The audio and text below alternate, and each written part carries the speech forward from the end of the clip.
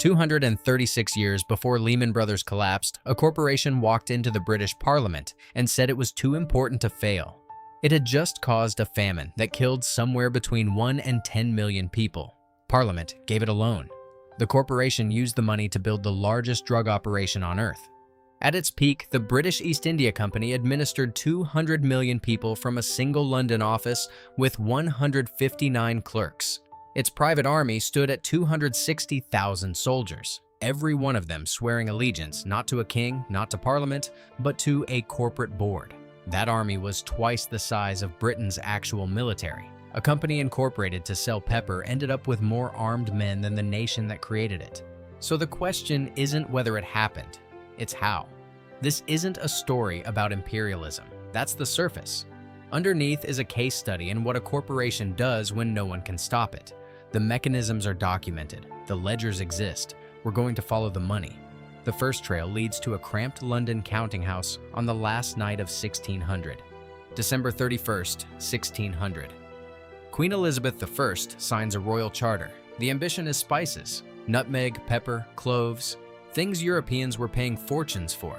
But buried inside that charter, written in language you'd normally find in a treaty between sovereign nations, is the right to raise armies, mint coins, and wage war. No private company in history had ever been handed that. The investors who read it were probably thinking about the pepper, not the armies. The innovation that made everything else possible. Investors pool capital, share the risk, and if the company fails, you lose what you put in and nothing more. That single feature, limited liability, is also the skeleton inside every major corporation operating today. But for the first 150 years, none of that capital translated into dominance. The Dutch East India Company got there first and stayed there. Founded just 2 years later in 1602, was better funded, better organized, and already controlling the Spice Islands. In 1623, Dutch authorities on the island of Amboina arrested a group of English traders, tortured confessions out of them, and executed them. The English company withdrew from Indonesia entirely. That is the company's opening century compressed into one sentence. Arrive, get beaten, and leave. India wasn't the plan. India was what remained after everyone else said no. For the next century, the EIC operates inside the Mughal Empire on the Mughal Empire's terms. It pays rent for its trading posts. It bribes officials for access. It requests permission to exist. The company that will eventually field the largest private army in human history spent its first century being told exactly where it could and couldn't stand. And the whole time, those charter rights, raise armies, mint coins, wage war, sit completely dormant, unused, written into the founding document like a clause nobody expects to invoke. The Mughal Empire is about to give them a reason. Robert Clive was born in Shropshire in 1725. He failed out of school, failed at the jobs his family arranged. At 18, they shipped him to India as a company writer, a clerk, the lowest clerical rank the EIC offered. His early superiors found him difficult, volatile, and poorly suited to the work. The company had no particular use for him. 13 years later, he was standing at Plassey. June 23, 1757. The EIC fields 3,000 soldiers against the Nawab of Bengal's 50,000. The numbers look impossible until you know the other part. Clive had spent the weeks before the battle bribing the Nawab's own military commander, a general named Mir Jafar, to stand his forces down when the shooting started. The arrangement was made in private correspondence that still exists. When the two armies faced each other on a rain-soaked plain outside Calcutta, the Nawab's cannon fired and stopped. His infantry waited and kept waiting. The EIC's artillery worked methodically through the morning. The battle lasted 3 hours. Most of the Nawab's army never fired a shot. The Nawab fled, was caught by the man he trusted most, and was killed. Accountability in this story is consistently for smaller people. Clive walked into the treasury afterward and took £234,000 for himself, roughly £30 million in today's money. His officers took what was left. When Parliament summoned him years later to explain the amount, Clive told the committee it was not contrary to accepted company practice. He was right. It wasn't. File that away. Not the theft itself, but the fact that the theft was institutional. It was how the system rewarded success. But the real prize from Plassey wasn't the silver in that treasury. It was something that took 8 more years to materialize, and it arrived through paperwork rather than cannon fire. In 1765, the Mughal Emperor Shah Alam II signed over the Diwani, the legal right to collect land revenue across Bengal, Bihar, and Orissa.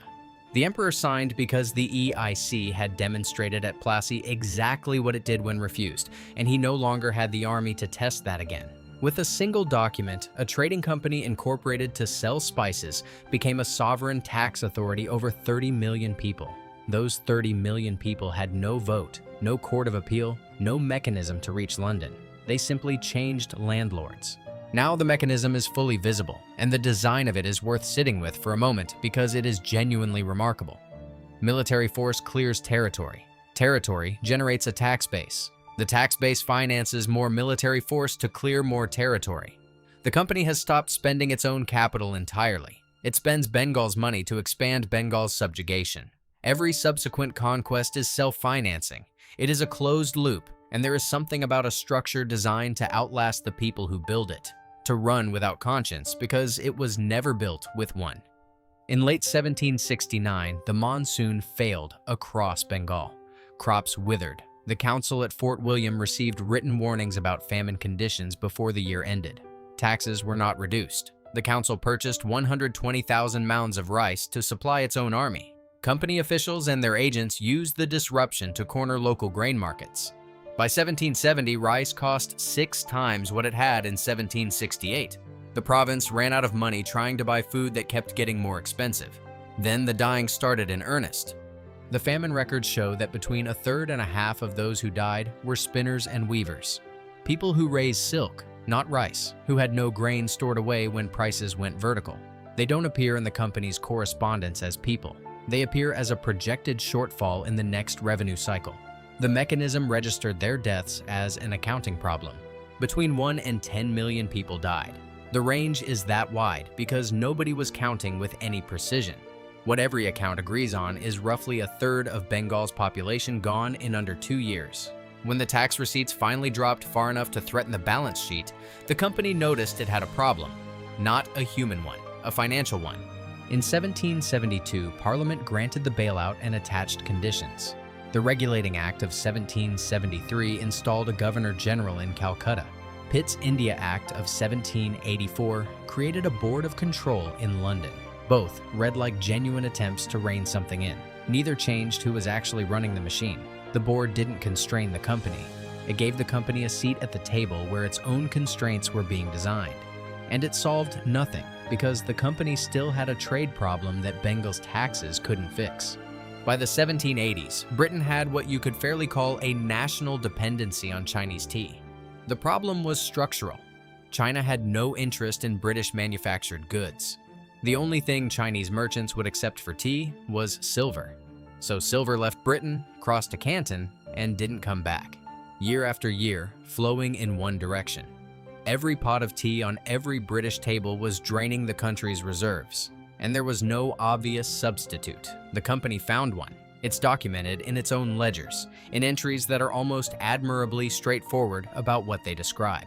The mechanism is this. The EIC grows opium in Bengal and Bihar, on land progressively converted away from food crops through debt contracts it writes and enforces. It processes the raw material in company-controlled factories, forms it into standardized cakes, packs those cakes into chests, and stamps each chest with the corporate seal. It then sells the chest to licensed private traders, called country traders, who carry the opium to the Chinese coast and offload it to smugglers.